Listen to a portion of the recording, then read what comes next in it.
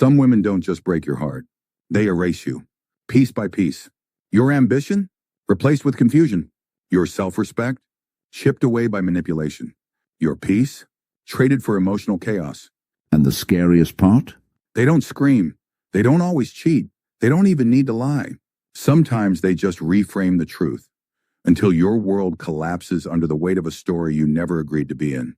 Let me be clear. This isn't about blaming women.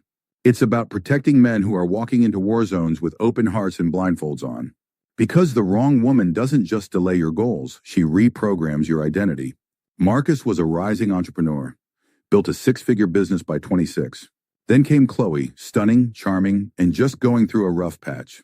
She moved in fast, started helping with his emails, slowly discouraged his networking events. By year 2, she was handling his bank account. By year 3, she had access to his business passwords, his location, and his decisions. When he finally tried to leave, she said, "If I go down, you go down with me." And she meant it. She accused him of coercion, told clients he was unstable, and within a month he lost his contracts and nearly his reputation. We suffer more in imagination than in reality, Seneca said. But when someone else starts controlling the narrative inside your life, their imagination becomes your prison. Emotional dependence is a silent addiction, and a skilled manipulator doesn't force you to stay. She makes you feel like you'd fall apart if you left. Tariq was in love with the quiet type. Soft voice, modest clothes, always said God first. She never argued, never partied. But she had a diary. And in that diary, she documented every disagreement, twisted, reworded, out of context. 6 months later, during a breakup, she handed that diary to a lawyer and accused him of sustained emotional neglect. He had no evidence, no voice messages, no screenshots. Just years of silence that got weaponized. The Roman Emperor Marcus Aurelius said, "The closer you are to calm, the more dangerous the storm hiding behind a smile." Not every threat is loud. Some threats cook slowly, like poison in sweet tea. So here's the brutal truth. The wrong woman doesn't destroy you by attacking you. She conquers you by making you second-guess your own reality. Your memories, your intentions, your story. She'll take your kindness, your patience, your dreams, and slowly teach you that none of it was ever enough. So if you think choosing the right woman is just about attraction, think again. Because you're not just choosing a partner. You're choosing a potential threat to your future, or a guardian of your peace. And today we're pulling back the curtain. No sugarcoating, no fake chivalry, just raw, real, life-saving truth. These are 5 types of women you must avoid at all costs. If you want to protect your mind, mission, and masculinity, let's begin. 1. The always a victim lady, the silent assassin of accountability. She walks into your life wrapped in tragedy. Her eyes speak of pain, her words drenched in suffering.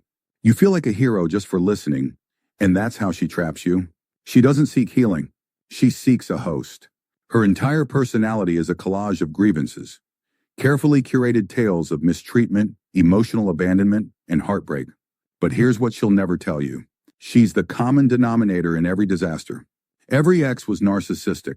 Every friendship ended in betrayal. Every boss exploited her. And if she fails at something, the system is rigged. This woman weaponizes her wounds, not to grow, but to control. She trades accountability for attention, and she'll drag you into her spiral of blame the moment you step close. Daniel met Maria during their sophomore year. She was gentle, soft-spoken, the type of girl who seemed too broken to be dangerous. Within 3 weeks, she opened up about her traumatic childhood, her abusive exes, and her crippling depression. Daniel was hooked. He felt like he finally had a purpose, to save her. Fast forward 8 months. He's covering her rent, buying her medication, doing her university assignments while juggling his own. He cut off his female friends because it triggered her anxiety. She rarely worked, rarely studied, but constantly reminded him, "You're the only one who's ever cared." Then came the day she cheated, with her therapist's intern. When Daniel confronted her, she didn't even deny it. She cried, screamed, and said, "I wouldn't have done this if you made me feel wanted." Result? Daniel spent the next year in therapy, not because he got cheated on, but because he still felt guilty for her betrayal. Olivia met Sean at a corporate leadership summit. Brilliant, charming, a rising star. She told him about a workplace where her last boss harassed her and how she was fighting PTSD. Sean, being empathetic and driven, brought her into his startup to help her rebuild her life. 6 months in, she had convinced his board that Sean was emotionally abusive. Her weapon? A string of cherry-picked Slack messages and a teary-eyed story about verbal aggression in the workplace. He was removed as CEO by his own team. Later, one of the board members found out she pulled the exact same stunt at her last company. She was never harassed. She just specialized in framing competent men. Stoicism teaches that we must see clearly, not through the haze of emotion, but through the lens of truth, logos, and self-mastery. The always a victim woman thrives in the fog. She makes it her mission to obscure reality and replaces truth with pity. If you pity someone too much, you give them power they haven't earned. Marcus Aurelius paraphrased insight. She operates with a covert narcissistic profile. Unlike the loud entitled narcissist, she's fragile, manipulative, and dangerously innocent looking. She appears vulnerable, but it's a performance. Her goal isn't connection, it's submission. She wants to own your guilt, because if she can do that, she owns your choices. She is not building with you. She is slowly consuming you. And she always has an escape plan, one where you're the villain and she's the helpless survivor. Red flags in disguise. Oversharing too soon. If she dumps trauma on the table during your first or second date, run. She's not trusting you. She's testing your capacity for guilt. Ex-bashing Olympics. If every ex was a monster and she never made mistakes, you'll be next on her list of monsters. Do not have emotional transactions. If love always comes after you've sacrificed something, you're not in a relationship. You're in a hostage situation. Epictetus said, "It's not what happens to you, but how you react to it that matters." But to her, everything that happens to her must be compensated by you. She's the fire alarm that never turns off. You'll spend your days trying to prove you're not like the others, and your nights wondering why you feel like the enemy anyway. This woman doesn't want love. She wants a scapegoat. She doesn't want accountability. She wants attention, and she'll destroy anyone who stops giving it. You can't fix her. You can't heal her. You can't save someone who survives by being broken. 2. The social media siren. She lives for attention, not love. Her soul filtered. Her heart branded content. Her relationships, just clickable moments in an endless highlight reel. Her currency is exposure. The more eyes she gets, the more power she feels. She doesn't want intimacy. She wants influence. Not a man, but a photographer, a prop, a platform. Eli was a 26-year-old startup developer. Quiet, ambitious, sincere. He met Sasha, stunning, confident, 100K Instagram followers.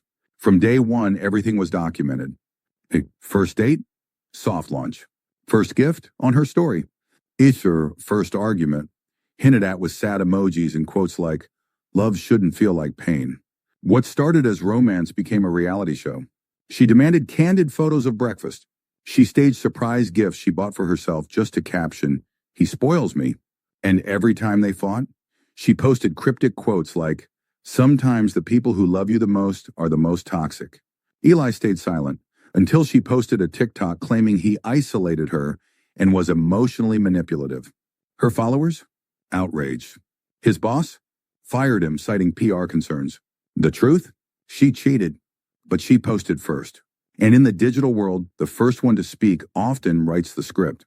She didn't lose sleep. She gained 20K followers from that breakup story. In another case, James dated a rising YouTuber named Bella. Their relationship was private until the breakup. 3 days later, she dropped a 45-minute video titled, "My Truth: Surviving a Toxic Relationship." No names mentioned, but everyone knew. She strategically blurred texts, sobbed on camera, showed clips of him talking without context, and said, "This man destroyed my sense of self-worth. I was afraid to speak. I felt imprisoned." Reality? She faked a panic attack to stop him from going out with friends. She'd secretly record him during fights, bait him into reacting, then crop the footage. The result? 1.2 million views. Brand sponsorships. Thousands of women calling James a monster. His own mother called to ask, "Did you really scream at her like that?" He didn't. But she played the victim better than he could prove the truth. Seneca once wrote, "We suffer more in imagination than in reality." But this woman weaponizes your reality to feed her image. She is a performer in a theater of deception. What matters to her isn't truth, it's traction. Her psyche is driven by histrionic tendencies. She thrives on drama. She exaggerates pain to gain pity. She cannot stand silence because silence is obscurity and obscurity is death. Her worst fear? Being ignored. That's why she will twist your kindness into control, your silence into guilt, your breakup into a business strategy. And because she hides behind filters and captions, people believe her, even when she's lying through a smile. Why she's dangerous? This isn't about being just online. She plays with reputation warfare. Your name becomes her algorithm fuel. You cannot win a private war with someone who fights in public. She doesn't care about closure. She wants clout. And once you've served your purpose in her storyline, she'll recast the role with someone newer, richer, more photogenic, and repeat the cycle. How to recognize her? She records more than she listens. She posts about love more than she expresses it in private.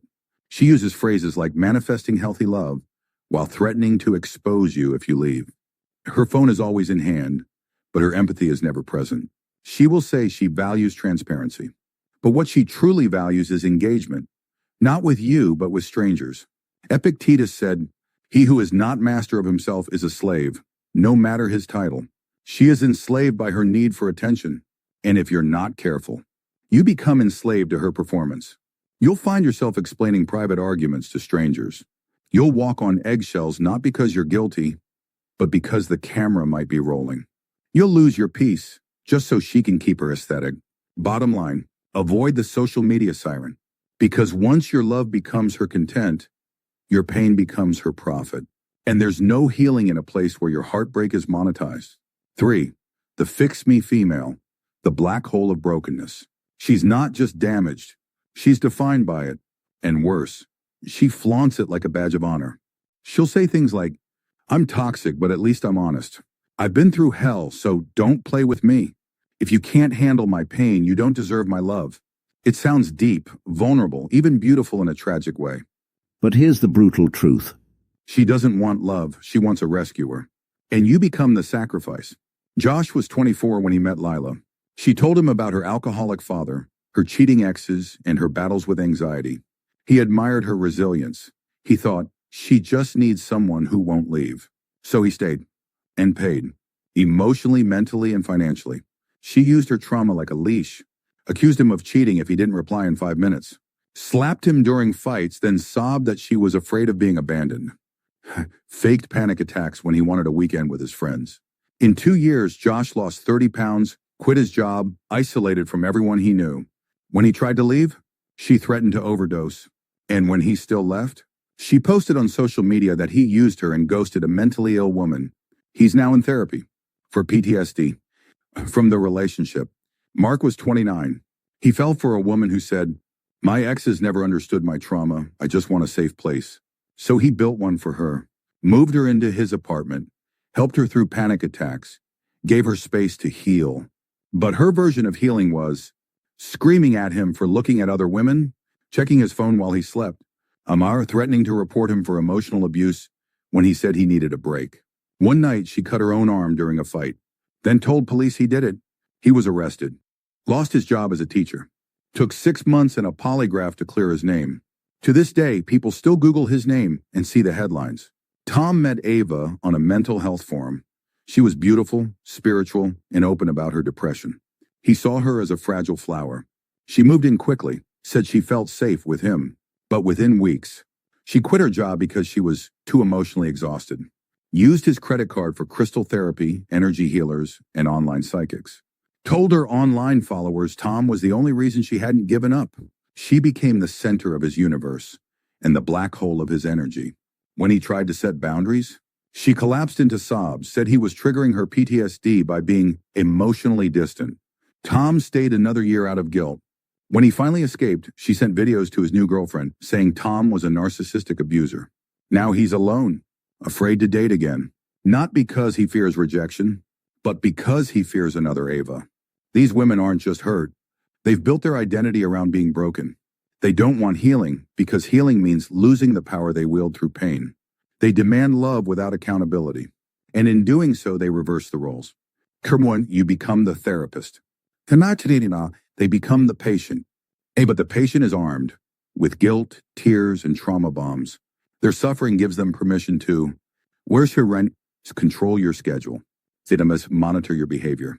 House gaslight your instincts. Outer punish your peace. This is emotional extortion, not intimacy. The Stoics warned against sacrificing peace for pity. You may chain yourself to a drowning man, but do not be surprised when you too are pulled under. Seneca said it best. It is not the man who is sick that harms you, but the man who makes you believe you must stay sick with him. The fix-me female doesn't need a boyfriend. She needs professional help, and until she gets it, she will weaponize your love to feed her chaos. She doesn't want peace. She wants a witness to her pain, someone to bleed with her so she never has to heal. Not every broken woman is dangerous, but the ones who wear their wounds like armor and expect you to carry them through life like a spiritual crutch will bury you under the weight of their unresolved past. Avoid her, not because she's unworthy of love, but because she's addicted to the drama of never truly receiving it. Sappho, the femme fatale of false innocence. She's soft-spoken, respectful, modest. Maybe she quotes scripture, listens more than she speaks, and always says, I just want peace. She appears like every man's dream, the good girl in a world full of chaos. But you must understand something crucial. Evil doesn't always shout. Sometimes it whispers in the voice of an angel. This woman is the most dangerous of all because she disarms you with virtue, then executes with precision. Kevin married what he thought was the ultimate blessing. A church girl, no party pass, no hoe phase, no male best friends. Bible study on Wednesday, worship night on Friday. She even said, I don't believe in divorce. But 3 years in, he noticed something strange. Suddenly, she was serving a lot with her spiritual brother. Late night prayer calls, texts like, I just feel safe with you. You understand me spiritually in a way Kevin doesn't. Kevin confronted her, politely, privately. She wept, then weaponized his confrontation. Within 72 hours, her entire family believed he was emotionally abusive. Her pastor called to counsel him, and she told her church group she was praying for strength to leave safely, all while deleting her messages with her spiritual confidant. When divorce came, she cried in court, got the house, got the sympathy, and got Kevin labeled as a narcissist and spiritual manipulator. Kevin didn't just lose his wife. He lost his community, his character, his dignity. She never yelled, never swore, but she played the court of public opinion like a symphony. Marcus, a 30-year-old software engineer, met Hannah at a volunteering event. She was sweet, supportive, and didn't believe in modern dating. She told him she was a virgin, told him she was waiting for marriage, and he respected that. 6 months in, she started planting seeds. Your female coworker is a little flirty. I trust you, but I'm uncomfortable. Can you just block her for me? One by one, she isolated him. Friends, family, female colleagues, all gone in the name of respect. He was flattered, thought it was loyalty. Fast forward a year, he proposed. That very same week, she found something in his emails. Nothing explicit, just a few flirtatious jokes with a friend before they even dated. She lost it quietly. Took screenshots out of context, sent them to his HR, filed a complaint as a fiancé concerned about workplace harassment. He got suspended, reputation shattered. Then she cried to her family that he was a predator hiding behind a nice guy mask. They broke up, and she posted a long, vague Instagram story about recovering from emotional trauma and believing in love again someday. Within days, his inbox was full of hate, all from people who never heard his side. The virtue assassin. This is not the loud, crazy, impulsive type. This is slow poison in the body of a blessing, a woman who's mastered the power of public innocence. Seneca once wrote, he who has great virtue has great power, but he who fakes virtue has more. She uses the world's expectation of femininity, kindness, vulnerability, grace, not to uplift, but to disguise her blade. This is called reputational manipulation, the quiet art of destroying someone's image while appearing like a victim. It's a mix of covert narcissism, martyr complex, and often a subtle form of Machiavellian strategy. She thrives in societies where men are taught, if she cries, you must have done something wrong. She doesn't scream, she doesn't curse. She smiles while she ruins you. The most dangerous enemy is the one who looks holy. The Stoics believe that to live wisely, you must see things as they truly are, not as they appear. Marcus Aurelius warned, the closer someone looks like a friend, the more careful you must be. This woman isn't just deceiving you. She's deceiving everyone around you. That's why no one believes you when you say, she's not who she pretends to be. And here's the darkest part. Even after she leaves you wrecked, she walks away guilt-free. Why? Because in her mind, she was the victim. She convinced everyone, including herself. Bottom line, this woman doesn't just ruin your present. She rewrites your past. She rebrands you as the villain. And once she's done, she walks into her next relationship with the same mask and the same story. He was emotionally distant. He was unstable. I gave everything and got nothing. And the next guy? He falls right into her trap, just like you did. Avoid her, or you won't just lose the relationship. You'll lose your identity. 5. The Queen of Control. She doesn't scream. She doesn't slam doors. She smiles. She organizes. She suggests. But every suggestion is a seed, a test of how much of yourself you're willing to surrender. At first, she seems like a dream. Strong, assertive, clear about what she wants. You admire her. You feel lucky to have a woman who has her life together. She calls it love. But what she really wants is ownership. Jason met her at a networking event. She was sharp, driven, well-spoken. On the third date, she casually joked, "You're cute, but we'll have to fix that wardrobe." He laughed. She wasn't joking. Soon she was helping him pick better shoes. Then she was cutting off immature friends. Then she deleted his gaming accounts because real men don't waste time. 6 months in, Jason was wearing clothes she chose, eating meals she planned, seeing only the people she approved. She managed his money better. She signed him up for couples therapy, even though he never raised concerns. She controlled his passwords. For convenience, she deleted the contact info of his female coworkers. Just in case. When Jason finally resisted, she spiraled, told their friends he was emotionally abusive, posted screenshots out of context, threatened to harm herself if he left. He stayed another year, not out of love, but guilt. He didn't leave a girlfriend. He escaped a captor. Kareem was a rising engineer with a 6-figure future. His girlfriend hated that he worked late, said it was prioritizing capitalism over love. She began sending angry texts during his meetings. "Why don't you reply immediately? Your female boss is probably into you." One day during a pitch meeting, she showed up at his office in tears, accused him of cheating in front of his team. HR got involved. He lost the promotion. Eventually, he was asked to leave the company for culture reasons. Her apology? "Well, maybe if you made me feel more secure, I wouldn't have to act out."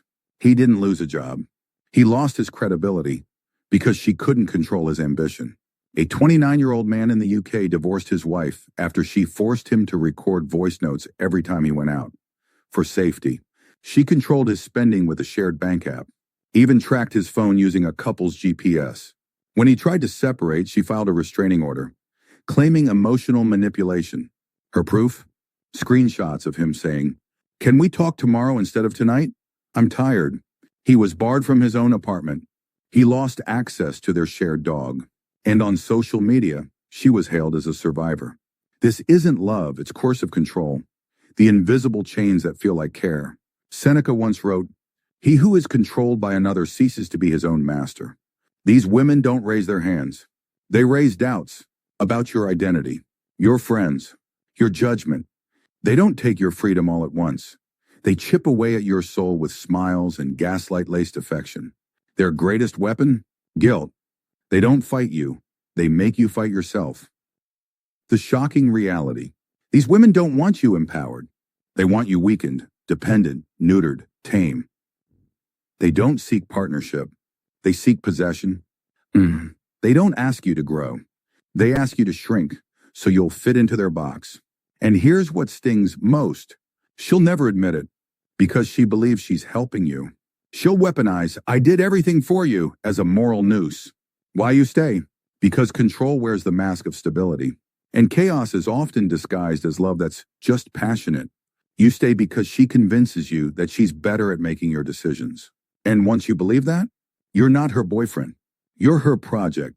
Avoid her because if you don't, she won't leave you broken. She'll leave you reprogrammed. A shell of the man you once were, with no opinions, no freedom, and no voice. Because every time you speak, you'll hear her voice inside your head telling you you're wrong. You think you're dating a woman of strength, but you're surrendering to a woman of control. She's not your future. She's your cage. By the time you realize it, you're not choosing anymore. You're just complying. And the day you wake up and look in the mirror, you won't recognize the man staring back. You think you're dating her, but you're actually losing you. These women don't just take time, they take years. They take your trust. They take your future. And by the time you realize it, you're either broke, bitter, or behind bars. Let's be honest. You thought you could fix her. You thought you could handle it. You thought love was enough. But love isn't supposed to feel like war. You're not supposed to walk on eggshells. You're not supposed to wake up every day asking, what version of her am I getting today? You don't control others, you control yourself. But when you're with these women, even that starts to fade. They infect your discipline, your vision, your identity. and one day you stop living for purpose and start living for peace.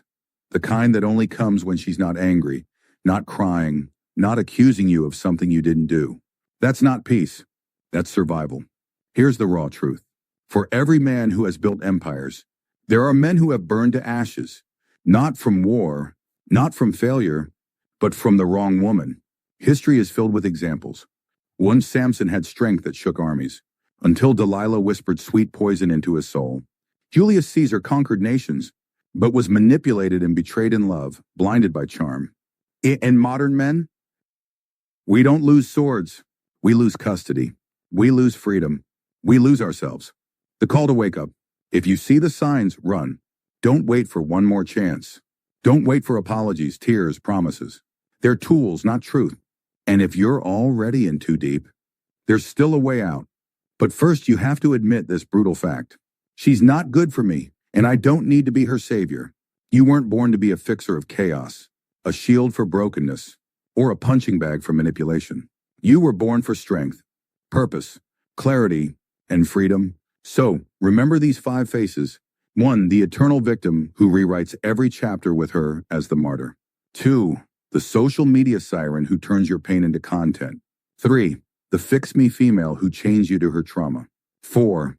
The innocent manipulator who plays sweet while she poisons your name. Sapi Idi Wasariun. 5. The queen of control who wraps chains around your throat with a kiss. Avoid them at all costs. Not because you hate them, but because you finally love yourself. You don't rise by fighting women. You rise by knowing which ones to walk away from. This isn't hate, it's awareness. This isn't fear, it's wisdom. And sometimes, The greatest act of strength is leaving the one who quietly, slowly, was killing everything you were meant to be.